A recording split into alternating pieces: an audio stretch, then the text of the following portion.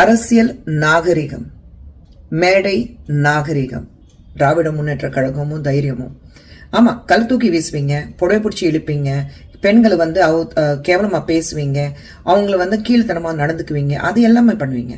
உங்கள் சத்யாவில் இப்பொழுது ஆடி அதிரடி தள்ளுபடி. ஆனா இன்னைக்கு ஒரு சொட்டு தண்ணீர் கூட வரல. ஆனா இதை பத்தி இருக்கக்கூடிய முதலமைச்சர் வாயை திறந்து பேசுறாரா? பேச மாட்டேங்கிறார். அவருக்கு இருக்கக்கூடிய ஒரே கவலை என்ன? திமுக மேல என்ன பொய் வழக்கு போடலாம், என்ன பொய் கேஸ் போடலாம்.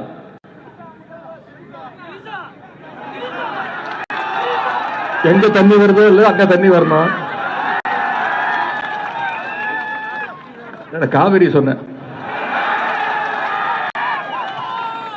எதிர்கட்சி தலைவரான உதயநிதி ஸ்டாலின் அவர்கள் முதலமைச்சர் விஜயை குறிச்சும் ஆக்ட்ரஸ் த்ரிஷா அவர்களை குறிச்சும் பொதுவெளியில அசிங்கமா பேசியிருக்காரு அப்படின்னு பெண்களுக்கு எதிரான குற்றப்பிரிவின் அடிப்படையில மொத்தம் 9 குற்றப்பிரிவு அடிப்படையில் தான் அவரை இன்னைக்கு தஞ்சை போலீஸ் அரெஸ்ட் பண்ணி கூட்டிட்டு போயிருக்காங்க.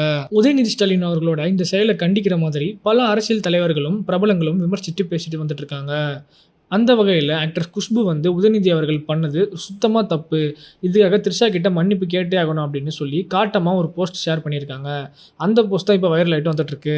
அதில் அவங்க என்ன சொல்லியிருக்காங்கன்னா, உதயநிதி ஸ்டாலினோட பேச்சை கேட்டேன், அது ரொம்ப கீழ்த்தனமாக மலிவாக ரொம்ப இழிவாக பேசுகிற மாதிரி இருந்துச்சு. அவர் அடைய நினைக்கிற அரசியல் கலாச்சாரம் இதுதான் அப்படின்றத அப்படியே காட்டுது. இந்த மாதிரி மனப்போக்கு இருக்கிறவங்க ஒரு அரசியல் கட்சியை வழிநடத்தவோ என்னைக்காவது ஒரு நாள் இந்த மாநிலத்தை ஆளவோ ஆசைப்பட்டா கடவுள் தான் நம்மை காப்பாற்றணும்.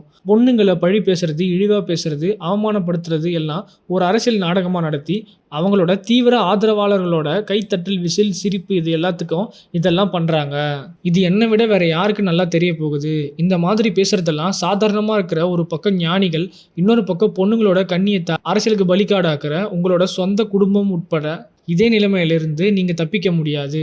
அரசியல் கருத்து எதுவாக இருந்தாலும் பொதுவெளியில் பேசுகிறதுக்கு முன்னாடி சில எல்லைகள் இருக்கணும். பெண்களை மதிக்கணுமே தவிர உங்கள் ஆசைக்கும் எண்ணத்துக்கும் ஏற்ற மாதிரி ஆட்டி வைக்கிற பகடக்காயாக நடத்தக்கூடாது. உங்களோட அரசியல் எதிரிகளோட செயல்பாடு தொலைநோக்கு பார்வை இல்லாத தலைமைத்துக்கு உங்களால் ஈடு கொடுக்க முடியாமல் போகிறப்ப தனிப்பட்ட முறையில் கேவலமாக பேசுகிறதும் ஆபாசமாக பேசுறதுல இருந்து தப்பிக்கிறதுக்கு இது லேசான வழியாக போயிடுச்சு. உதயநிதி ஸ்டாலினோட அப்பாவான மு.க. ஸ்டாலின் வருஷக்கணக்காக எவ்வளவு சர்ச்சைகளை சந்திச்சிருக்காங்க. ஆனால் அதுவே பொது வாழ்க்கையோட தரமாயிடக்கூடாது.